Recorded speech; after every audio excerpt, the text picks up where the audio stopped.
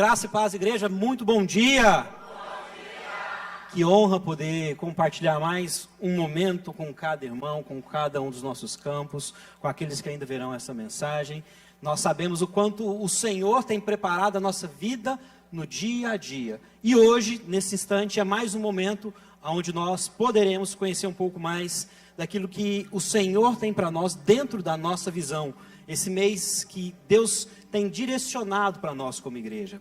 Um mês onde nós estamos buscando não só conhecer e entender, mas viver profundamente a visão que o Senhor confiou a nós. Um reforço, queridos, é sobre os ministérios, que não estão acontecendo durante esse mês, justamente para permitir com que todos os nossos voluntários, aqueles que se voluntariam, estão conosco, possam experimentar também da mensagem no salão. Então você, papai, mamãe, agradeça a oportunidade de poder nesse momento ouvir a mensagem do Senhor junto com o seu filho. E agradeça a oportunidade quando tiver uma outra equipe podendo ministrar na vida do seu filho enquanto você está aqui para receber do Senhor. Glória a Deus por isso. Então a gente pede essa compreensão. Então quando nós, como igreja, decidimos viver o mês de julho como o Julho da Visão, o Senhor tem liberado sobre nós alguns direcionamentos. Sobre essa primeira semana, nós vamos compartilhar sobre o amar a Deus. Então, dos temas que a gente vai trabalhar hoje é que quando nós amamos a Deus, Ele transforma gerações. Ou seja, o nosso amor a Deus transforma gerações. Por que nós trouxemos o tema sobre amar a Deus para essa manhã? Uma igreja, quando pessoas começam a enxergar Deus acima de outras coisas, essa igreja começa a honrar a Deus. Antes de Deus nos mostrar as nossas mãos para que nós possamos fazer algo, Deus nos chama para nos mostrar quem Ele é na nossa vida. Isso eu digo porque constantemente nós estamos sendo influenciados por aquilo com o qual nós nos relacionamos. Um dos exemplos, muitas pessoas que têm um grande foco no medo, elas vivem presas. Muitas pessoas que têm grande foco no sucesso, você verá que elas não ficam paradas. Quando as pessoas têm foco nos problemas, ela vive desanimada. Mas quem tem foco no seu relacionamento com Deus, vive transformação.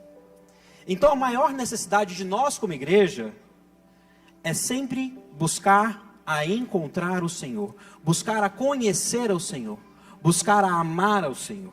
E o texto que nós vamos usar de base hoje está no livro de Isaías. A gente vai ler 8 versículos, do versículo 1 ao versículo 8 do capítulo 6. Então acompanhe comigo a leitura no telão. No ano da morte do rei Uzias, eu vi o Senhor assentado em um trono alto e exaltado, e as abas das suas vestes enchiam o templo. Acima dele estavam serafins, cada um deles tinha 6 asas. Com 2 cobriam o rosto, com 2 cobriam os pés, e com 2 voavam. E proclamavam uns aos outros: Santo, Santo, Santo é o Senhor dos exércitos. A terra inteira está cheia da sua glória. Ao som das suas vozes, os batentes das portas tremeram e o templo ficou cheio de fumaça. Então gritei: ai de mim, estou perdido, pois sou um homem de lábios impuros e vivo no meio de um povo de lábios impuros. Os meus olhos viram o Rei, o Senhor dos exércitos. Logo um dos serafins voou até mim, trazendo uma brasa viva que havia tirado do altar com uma tenaz. Com ela tocou a minha boca e disse: veja, isto tocou os seus lábios. Por isso, a sua culpa foi removida e o seu pecado perdoado. Então ouvi a voz do Senhor conclamando: a quem enviarei? Quem irá por nós? Eu respondi: estou aqui, envia-me.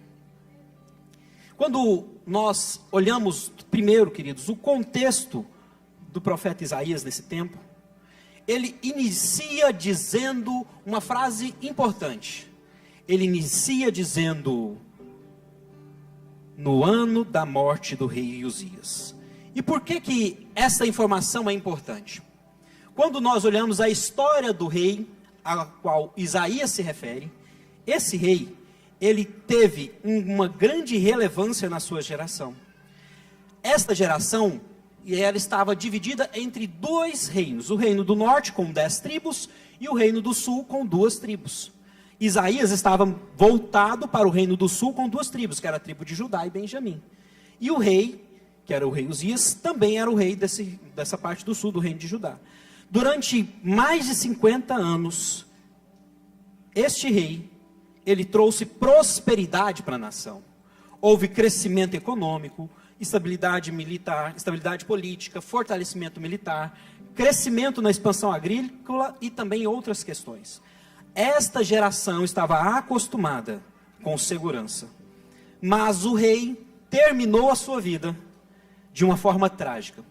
No livro de 2 Crônicas 26, a gente não vai ler, conta que em um determinado momento o orgulho subiu ao coração do rei, ele entrou dentro do templo e ofereceu sacrifícios no lugar do sacerdote. Aquele momento o Senhor não se agradou mais dele, e o que o Senhor fez? Levou sobre ele uma lepra, e ele acabou morrendo de lepra.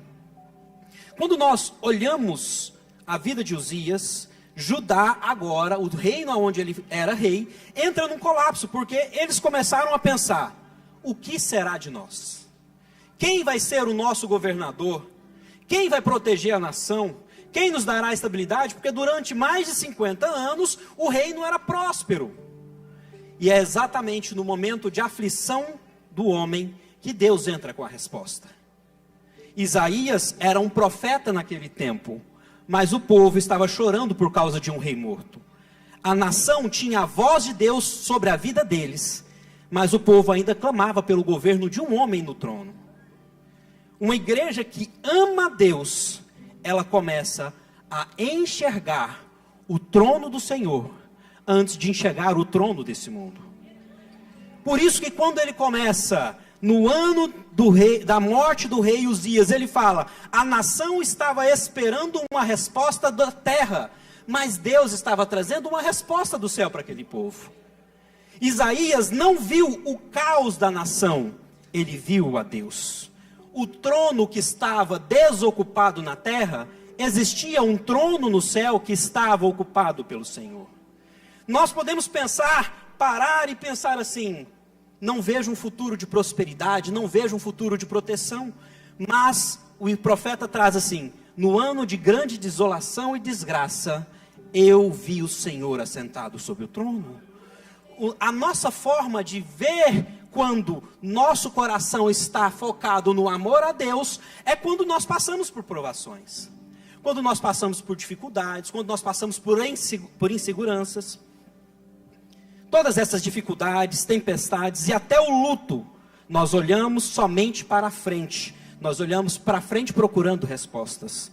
Enquanto o profeta sabia que em tempos de incerteza, tristeza ou apatia, nós devemos recitar aquele Salmo 121. Eleva os meus olhos para o monte, de onde virá o meu socorro? Quando nós olhamos para o alto, nós conseguimos enxergar que existe um trono ocupado. Quando nós olhamos apenas para a nossa frente, para as nossas circunstâncias, nós começamos a querer depender de que alguém nos lidere, de que alguém nos direcione, de que alguém nos cubra, de que alguém nos proteja. O profeta aqui, ele diz, quando eu passei por todas essas dificuldades que a nação estava, eu vi o Senhor. Então, o nosso relacionamento tem que entender que os reinos mudam, as culturas mudam, as economias mudam, mas Deus permanece sentado no trono. A nossa visão da nossa igreja começa dizendo, eu vejo. É assim que o profeta Isaías começou. Eu vi o Senhor assentado sobre o trono. Independente das circunstâncias, ele viu. Ele decidiu para onde direcionar o seu foco e o seu olhar.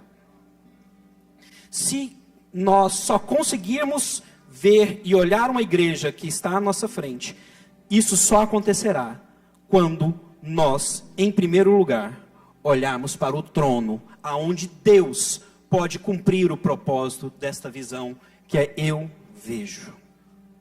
O segundo ponto que eu gostaria de apresentar aqui, fala sobre uma igreja que ama Deus, responde, eis-me aqui. Isso está no versículo 8, diz assim: então ouvi a voz do Senhor conclamando, a quem enviarei? Quem irá por nós? Eu respondi, aqui estou, envia-me a mim. Isaías não perguntou, quanto tempo o Senhor vai precisar para me preparar? Isaías não perguntou, qual será a minha recompensa de ser enviado? Isaías não perguntou, será fácil o caminho que eu vou passar? Não, ele simplesmente respondeu, eis-me aqui. Isso passa pelo nosso relacionamento com Deus. Durante os 6 versículos do meio, entre o versículo 2 e o versículo 7, ele fala de toda a visão que ele teve, ele fala que ele foi curado, foi transformado, seus pecados foram perdoados, e aqui somente ele consegue responder depois de um relacionamento com Deus. Nós vemos que no versículo 1 ele diz, eu vi o Senhor. No versículo 7 ele diz, eu fui transformado. No versículo 8 ele diz, eu ouvi ao Senhor. E no versículo 8 ele diz, estou aqui. Quando nós vemos a vida do profeta Isaías, nesse contexto, nesta passagem, o que ele está trazendo é, eu primeiro preciso ver a Deus. Eu preciso me relacionar com Deus. Eu preciso ser transformado nesse relacionamento com Deus. Eu preciso sim ter meus pecados perdoados neste relacionamento com Deus. Para somente no versículo 8, eu ouvir a Deus me chamando para fazer algo. Então o nosso chamado é em relacionamento com Deus. Para no segundo momento nosso chamado ser servir a Deus. Sermos enviados por Deus. Esse é o caminho de uma igreja saudável, quando ela entende que um relacionamento tem muito mais importância do que o servir ao Senhor. O servir ao Senhor, queridos, é uma consequência do seu amor, e eu não estou tirando o mérito do servir, mas o Senhor busca de nós, como uma igreja que ama a Deus, um relacionamento com Deus. Quando nós olhamos a nossa visão, ela declara com aquilo que nós sonhamos.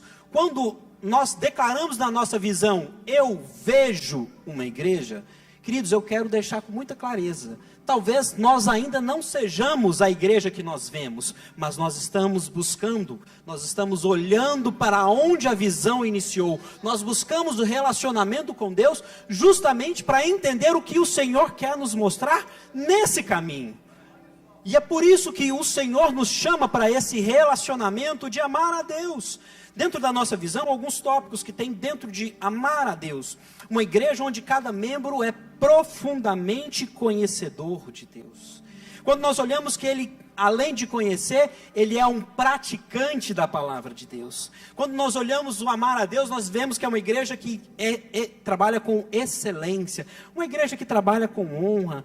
Uma igreja onde o testemunho atrai as pessoas, uma igreja que alcança gerações, uma igreja que compartilha a esperança, e uma igreja onde a mensagem principal sempre será Jesus. Queridos, nada do que está dentro da nossa visão, nada do que está dentro dos nossos ministérios, nada do que está dentro das paredes, estruturas do prédio, nada disso começa com os programas que a igreja pode fazer. Tudo começa exatamente aonde o profeta Isaías relatou. No meio da adversidade, da dificuldade, no meio dos problemas e até do luto, eu vi o Senhor sentado sobre o trono. A nossa visão como pessoas, como cristãos, deve começar aonde o Senhor está assentado sobre o trono. Para que assim que a gente olhe para o Senhor, nós possamos enxergar aquilo que o Senhor quer nos pedir. No momento em que alguém consegue dizer, eu vi ao Senhor, no meio das dificuldades, no meio das tribulações, no meio das situações que nos deixam inseguros, nos deixam perplexos, nós passamos a entender que o Senhor está alcançando o nosso coração. Nesse momento, Deus não quer renovar o seu ministério, renovar a sua mão. Foi por isso que o Senhor, naquela passagem com Isaías, não pediu as mãos dele. Ele primeiro purificou os lábios, porque aquilo que professa a nossa boca provém do nosso coração. E o nosso coração tem que estar conectado com o Senhor. Por isso que o profeta foi purificado. O anjo disse, né, um dos querubins disse, olha, você vai ser purificado. Sua boca não é mais impura. A nação que você convive não é mais impura. Você agora está perdoado para continuar e prosseguir. Quando nós olhamos para o Senhor, esse relacionamento nos purifica. Esse relacionamento nos leva a viver algo especial. Antes de sermos enviados, precisamos voltar o nosso olhar para o trono do Senhor. Antes de perguntarmos o que nós devemos fazer, nós precisamos perguntar: estamos vendo Deus assim como Isaías viu, no meio das dificuldades, das tribulações? Uma igreja que ama Deus, ela não nasce quando as pessoas trabalham mais para Deus. Uma igreja que ama Deus, ela nasce quando as pessoas voltam a contemplar quem Deus é. Toda grande visão só começa diante do trono de Deus. Por isso que nós estamos aqui para falar um pouco sobre a nossa visão. Eu já gostaria de convidar aqui para poder trazer uma parte do que é o amar a Deus. Cadê o Lucas, Elua? Gentileza. Eu gostaria de convidar porque o que a gente ouviu falar sobre amar a Deus nessa parte da manhã, de uma forma muito simples e muito rápida, para dentro de um dos ministérios, que são formas de servir. Então o Lucas vai compartilhar com a gente sobre o Difflin. O que é amar a Deus, Lucas? Bom dia, Igreja de Cristo. Glória a Deus. Meus queridos, nós como Difflin, nós temos a certeza e o desejo no nosso coração de que nós amamos a Deus por um simples motivo. De acordo com a nossa visão, ela diz assim: nós somos uma igreja que ama a Deus, uma igreja onde as pessoas são atraídas pelo testemunho vivo de que a vida vale a pena ser vivida quando estamos na presença de Deus. Nós como Difflin amamos a Deus porque o desejo do nosso coração é que cada jovem e adolescente dessa igreja sejam testemunhos vivos nas suas escolas, nas suas universidades, nos seus trabalhos, para que a partir disso, daquilo que eles vivem no dia a dia, outras pessoas que ainda não conhecem a Jesus, sejam impactados pelo poder do Espírito Santo.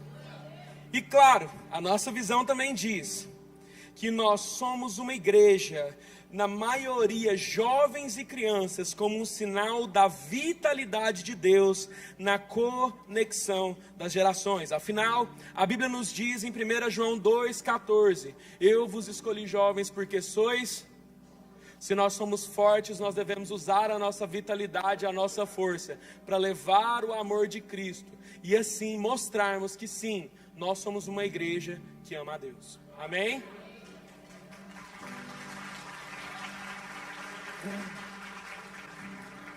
Isso é uma parte, apenas uma pequena parte daquilo que é a expressão do amor do Senhor, ou seja, do nosso amor para com Deus dentro da nossa visão. Para compartilhar conosco aqui também, gostaria de convidar a Larissa, por gentileza, para compartilhar mais uma parte sobre o que é expressar amor ao Senhor através de um dos ministérios. Bom dia. Expressar esse amor é abrir mão, às vezes, do nosso domingo, de acordar um pouco mais tarde, de estar aqui 6h30, ensaiando, não para mostrar um talento, não, mas para adorar o Senhor, que para Ele vale todo o sacrifício. É por amar pessoas, entender que Deus nos chamou para servir, e essa é a minha missão. Então, se eu tiver que estar aqui 1h da manhã, 3h da manhã, eu vou estar. Porque eu amo servir a Jesus. É um chamado que Ele me deu. E eu sei que sem Ele aqui eu não daria conta nem de cantar. Que eu sou totalmente dependente dEle. E estar servindo o Senhor é uma honra. É cumprir o chamado dEle. E é como o pastor falou aqui no começo. Quando Ele me chamou, eu titubeei. Não, Senhor. Mas eu respondi, eis-me aqui. E é para fazer a vontade dEle, que nós estamos aqui todos os dias, todos os domingos, para dar o melhor para Ele. e para mostrar para essa igreja que vale a pena servir ao Senhor.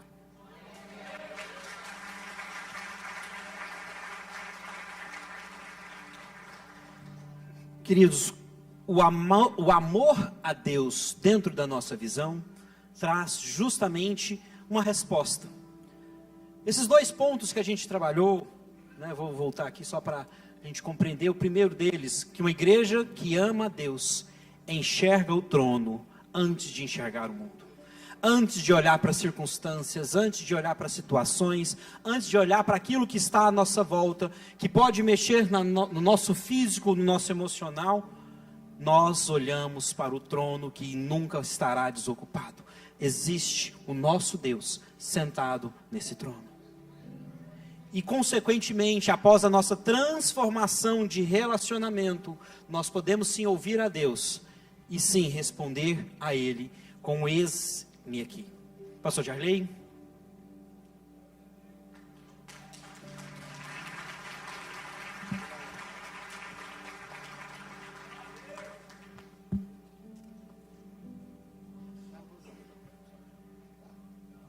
Então, meus queridos, esse mês de julho, ele transforma esses encontros habituais nossos aos domingos, que a gente chama de culto, em algo muito especial.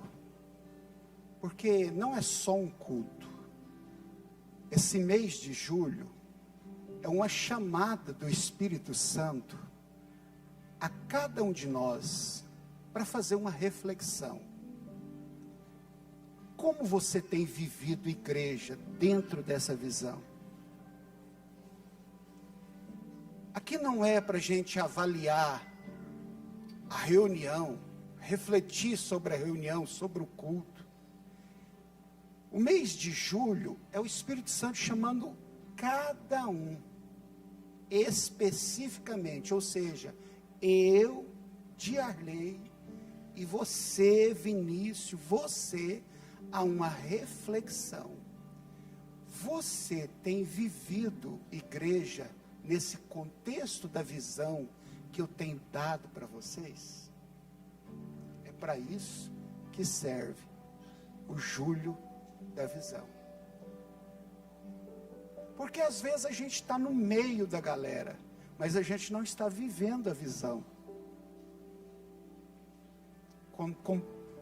Consegue compreender?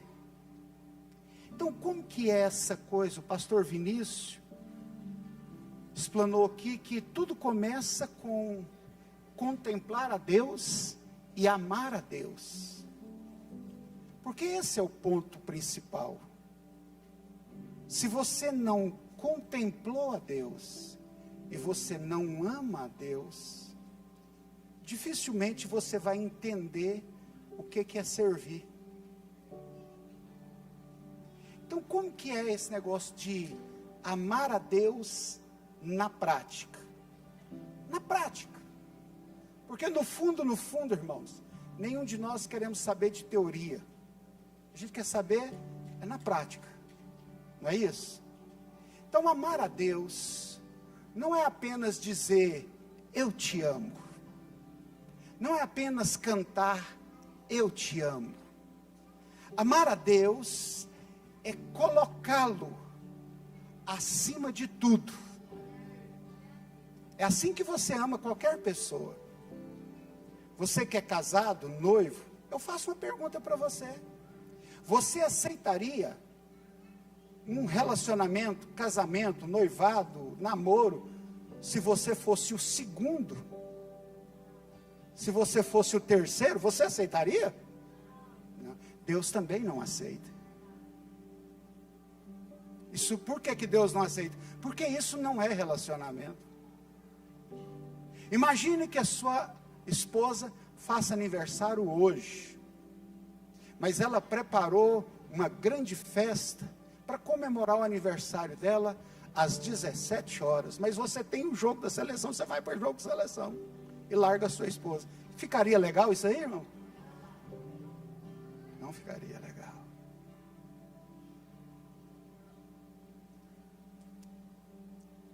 para os bons entendedores, e entenda a minha indireta. Você sabe que eu tenho sangue norueguês, né? Então hoje Noruega 3, Brasil 1. Brincadeira. Então preste atenção, irmãos. O que é amar a Deus? É pôr Deus acima de todas as coisas. O que é estar acima de todas as coisas? Olha aqui. Acima dos seus interesses pessoais. Acima das suas prioridades. Acima das suas vontades pessoais.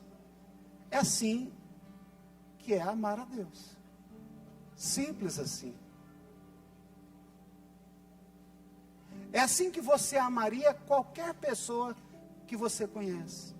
Imagine você, seu filho está ali e ele tem uma necessidade, ele está doente, ele está passando por uma crise, uma situação difícil, você tem um dinheiro e esse dinheiro é para você fazer uma viagem na praia, mas seu filho acaba de adoecer e ele precisa de médico, ele precisa de remédio, mas você fala, mas eu tenho uma viagem para fazer e eu vou nessa viagem, depois na hora que eu chegar, eu vejo como que está meu filho. É assim que funciona, irmãos? Por que você não faz isso? Por quê? Porque o seu filho é a sua prioridade. E a gente faz desse jeitinho com Deus e com as coisas de Deus, né, irmãos? Hã? É assim que a gente faz? Você está entendendo, irmãos? Então preste atenção aqui, por favor. Em Mateus capítulo 22, versículo 37, Jesus responde o que é amar a Deus. Ele diz assim, olha, amar o Senhor, a Deus, é colocar Ele, é você amar Ele de todo o seu coração, de toda a sua alma e de todo o seu entendimento. É assim. Amar a Deus é você amar Ele de todo o seu coração, de todo o seu coração.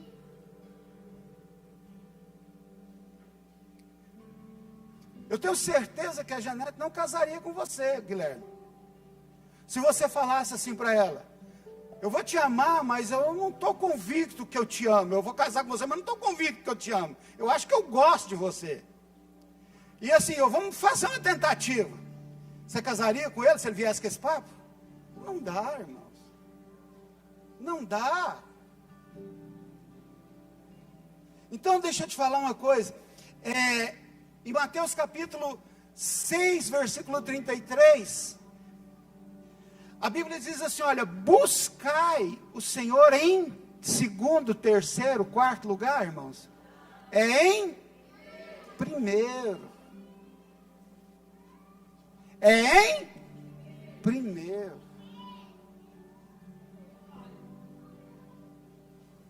É em primeiro.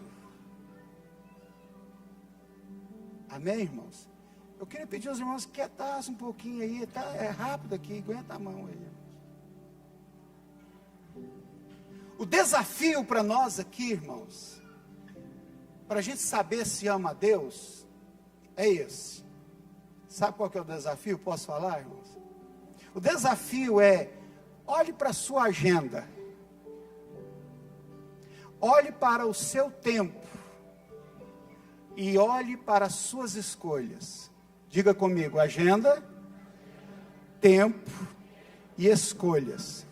Se você olhar para a agenda de uma pessoa, para o tempo da pessoa e para as escolhas dessa pessoa, você vai saber se ela ama a Deus ou não.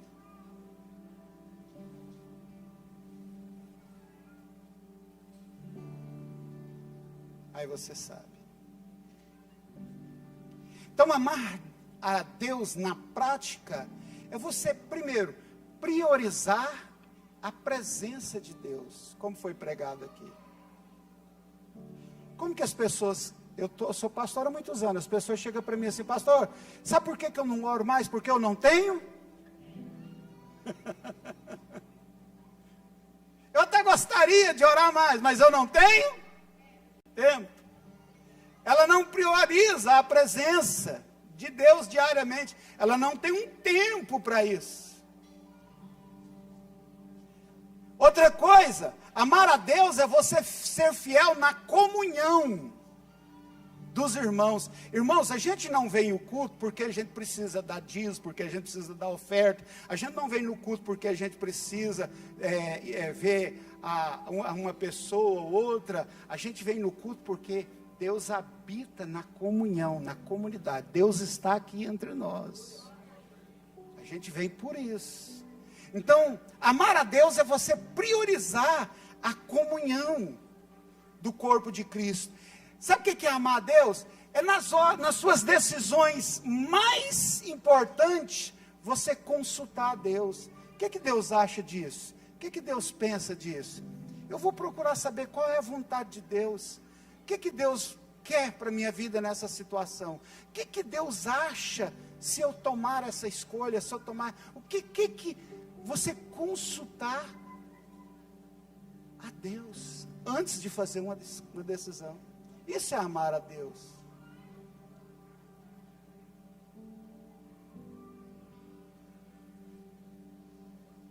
Isso é importante.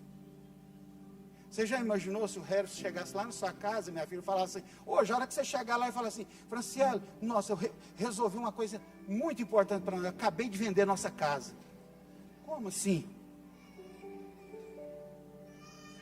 Como você vendeu? Você não falou nada? Não, mas é muito bom, vai ser legal. Não, mas vem cá, você não compartilhou nada.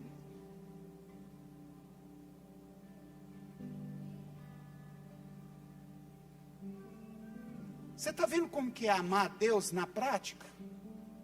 Olha, irmão, deixa eu te dizer aqui, preste atenção. Amar a Deus é obedecer a palavra do Senhor. João 14, 15, se até puder projetar aí seria bom. Jesus disse assim, olha, se vocês me amam, então vocês vão guardar os meus mandamentos. Se vocês me amam, obedecerão aos meus mandamentos. Irmão, não existe esse negócio de eu amo a Deus, mas não obedeço os mandamentos de Deus. Não existe. Não existe esse negócio. Eu amo, o Marinho fala assim, eu amo a Ju, mas é ela que se vire para ela que cuida da vida dela, eu cuido da minha. Isso não é amor, isso não existe. Eu amo a Deus, mas Deus que se vire com a obra dele para lá, não tem nada a ver com isso. O amor por Deus, ele é demonstrado pela obediência. Irmãos, não amamos, o amor por Deus, ele é demonstrado pela obediência, e nós não amamos a Deus apenas pelas emoções. Eu senti um arrepio, eu estou amando a Deus. Ai, que coisa gostosa. Isso é o amor. Não, isso não é amor, isso é uma emoção. A gente ama a Deus com atitudes concretas. Amém, gente? Tipo assim, olha, é fácil cantar sobre o amor a Deus. Sim, né, irmãos? É muito fácil. O desafio é obedecer quando a palavra te confronta, quando ela confronta os desejos seus. E a gente vê isso bem claro. Enquanto Deus não confronta a gente diz que ama. Mas quando a gente é confrontado, a gente não ama. Então como que é isso aí na prática? É quando Deus fala assim, perdoa. Eu não quero perdoar, mas Deus está falando? Perdoa. Você tem que perdoar mesmo sem sentir. Porque perdão não é sentimento, é uma obediência. Perdoa, então eu perdoo porque eu sou obediente, eu amo a Deus. Quem está me entendendo? É viver em santidade. Tem gente que acha que santidade perdeu a validade. Não, você tem que viver em santidade, a mulher tem que viver em santidade, o homem tem que viver em santidade, o casal tem que viver em santidade, tem que ter santidade, amém, gente? Viver em santidade. A Bíblia diz: sede santos, porque o vosso Senhor, o vosso Deus é santo. É você obedecer, irmãos, durante a semana inteira, e não apenas quando você está aqui no culto de domingo. Isso é amar a Deus. Amar a Deus também, preste atenção agora, é você servir pessoas. 1 João 4, versículo 20 ao 24, diz isso com tanta clareza. Porque diz o seguinte, que quem ama a Deus, inevitavelmente, ama aquilo que Deus ama. E o que Deus ama? Gente, pessoas. Eu tenho visto muito crente que fala assim: olha, gente, eu detesto estar no meio de gente. Irmão, é complicado. Deus ama pessoas, Deus ama gente. Você acha que Deus ama essas cadeiras confortáveis que você está sentado? Você acha que Deus se importa com esse ar-condicionado, irmãos? Você acha que Deus se importa com esse telão? Você acha que Deus está ligando para isso, irmãos? Aqui só tem uma coisa que santifica esse lugar, que são vidas, pessoas. E eu vejo, às vezes, as pessoas dizem que ama a Deus, mas não quer servir o próximo. Irmão, você vai servir a Deus? Fala sério, né, irmão? Isso é para rir, não é? Você vai servir a Deus, o Criador dos céus e da terra, o Criador do cosmos, do mundo, tudo. O que você pode fazer para Deus que Deus precisa de você, de mim? Você vai servir a Deus? Só tem uma maneira de você servir a Deus. Se você servir, quem precisa? Quem é que precisa? Seu próximo. Tem gente que é muito ruim para servir, irmão. E fala que ama a Deus. Gente, olha aqui para mim. O desafio de nós como igreja, não é apenas dizer assim, olha, nós podemos dizer que amamos o Pai. Eu fico imaginando como que a gente fala que ama o Pai, mas a gente ignora as necessidades espirituais, físicas dos irmãos. A gente ignora as necessidades daqueles que precisam ouvir o Evangelho de Jesus.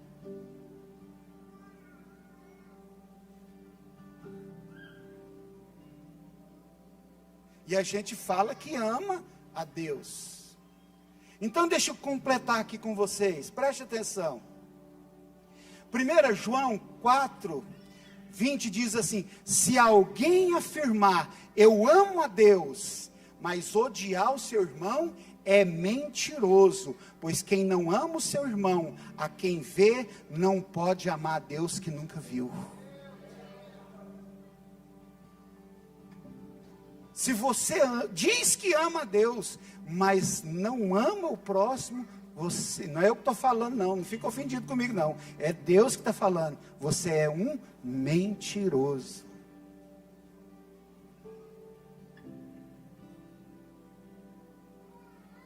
Mateus 25, 40 diz assim, olha, o rei responderá, digo a verdade, o que vocês fizerem a algum dos meus menores irmãos, a mim fizeram. Tem gente que vai chegar diante de Deus, vai entrar nos céus com aplauso, com glamour, bem recebido, e você vai falar assim para ele assim, nunca vi ele pregando, nunca vi ele fazendo nada, mas Jesus vai falar assim, ele é bem-vindo, porque ele serviu. Serviu.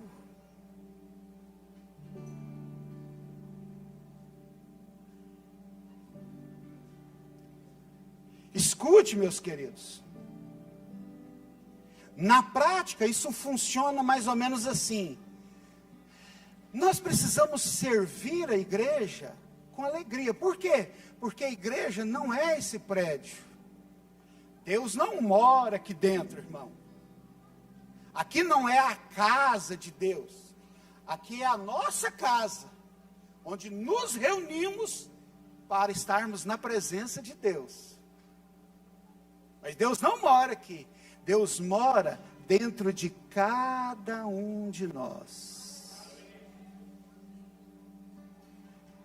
E aí a gente olha tantas coisas que na igreja você poderia estar sendo útil.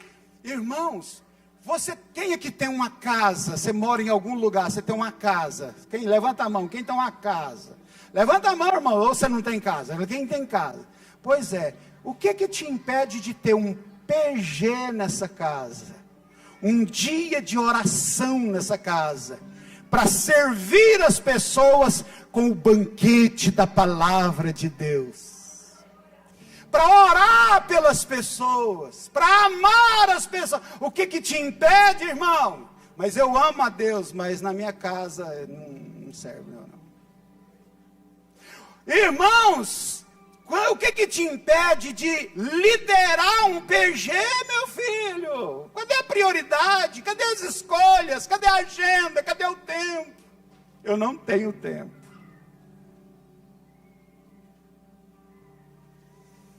Servir no ministério, você viu o testemunho aqui? Gente, Kleber, fica de pé, Kleber. Fica de pé, meu filho. Ele falou que até precisa descansar, não dá descanso para ele não. Ele vai lá, esse menino, ele trabalha, irmãos, subindo em telhado, mexendo com, como é que chama o negócio? Calha, sol quente, subindo em telhado, tudo. E é de dia até tarde da noite, sabe, irmão, lutando. Não tem dia certo. Aí domingo, ele está aqui, para servir no ministério de louvor. Já imaginou o tanto que seria ruim a gente chegasse num culto e não tivesse ninguém para tocar, irmãos? Sim ou não, gente? Mas ele não faz só isso. Ele tem um PG também. Não tem? Você quer liderar o PG? Ele lidera um PG.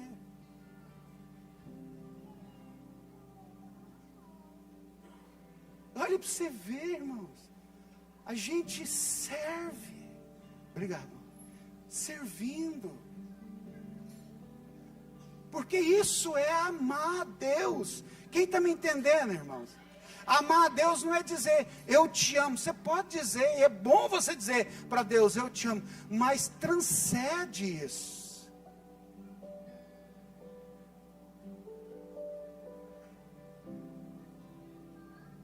Eu fico imaginando, irmãos. Olha, preste atenção.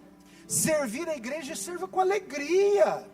Com prazer, cuidar de alguém que está fraco na fé. Eu sei que, irmãos, quem aqui, pelo amor de Deus, seja honesto, quem aqui, um dia ou outro, já não fraquejou na fé? Já não teve dias que você falou assim, eu vou desistir, eu não quero mais, estou cansado, estou decepcionado. Gente, essas pessoas precisam de quem? De nós. Ligar para essa pessoa, fazer uma visita. Você está servindo a Deus, amém, gente? Alguém que está ali passando a necessidade, alguém que está enfermo, doente, alguém que está passando uma crise muito grande. Você não faz nada por essa, você não está servindo, irmão.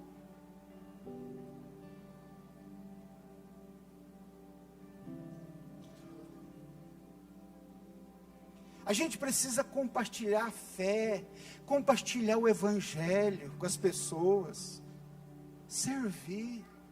Você já imaginou um dia você chegar lá no céu, minha filha, e uma pessoa chegar e falar assim, Deus, muito obrigado, porque eu só estou aqui por causa dela. Foi ela que me mostrou o caminho, foi ela que me falou do Senhor. Você já imaginou o que vai ser isso?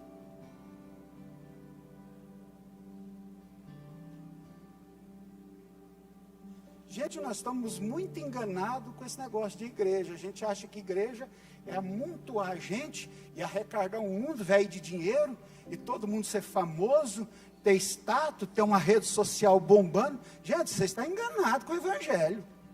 Esse não é o evangelho de Jesus e não é o Jesus do evangelho. Vocês estão enganados.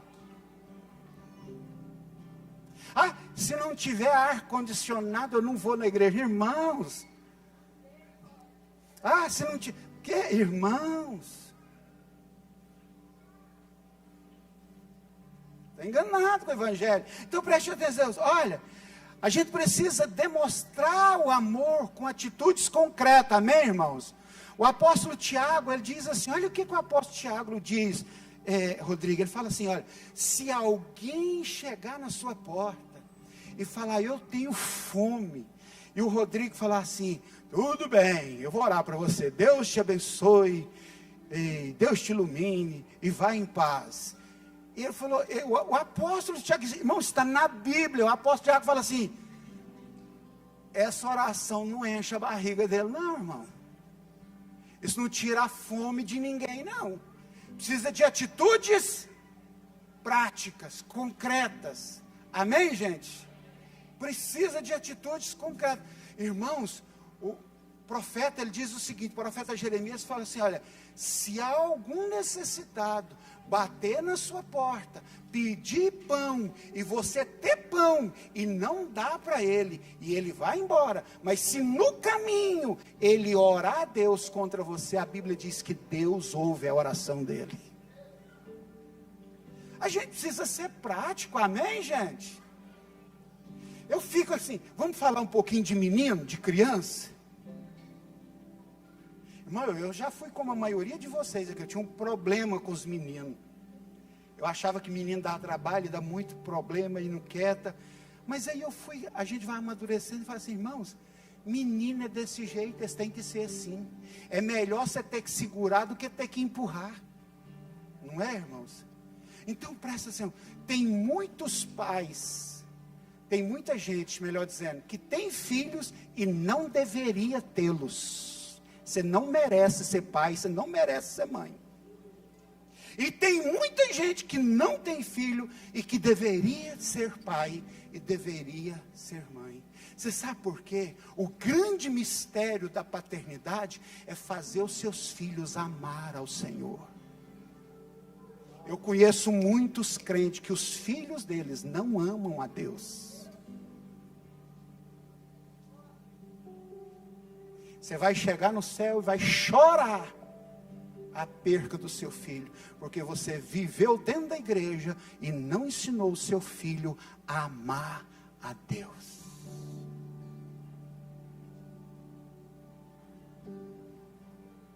A gente tem que... Igreja, irmãos, eu acho que esse negócio de igreja, Jesus veio cá, morreu, tal, para salvar vocês, e acabou a festa, vamos embora. Tudo, não, o negócio é sério. Amar a Deus, irmãos, é colocar Deus em primeiro lugar na sua vida. É obedecer Ele em primeiro lugar. É obedecer a palavra, é servir as pessoas com o mesmo amor que você foi servido. Você não, eu estou me incluindo nisso também. Você não merece ser salvo, mas foi salvo. Você não merece ser perdoado, mas foi perdoado. Você não merece ser aceito, mas foi aceito. Você não merece ser filho, mas foi transformado em filho. Você não merece luz, mas recebeu luz. Você não merece salvação, mas teve salvação. Você não merece herdar nada, mas Ele te fez herdeiro de todas as coisas, sem merecer. E a Bíblia diz que com o mesmo amor que nós fomos amados, nós devemos amar uns aos outros. E pode ser crente, pode não ser crente, pode ser budista, espírita, católico, é o próximo. Quem que é o próximo? O próximo é quem está perto de você. Isso é amar. Não tem tempo para um PG, não tem tempo para um ministério, não tem tempo para servir, não tem tempo para o culto, não tem tempo para orar, e fala que ama a Deus.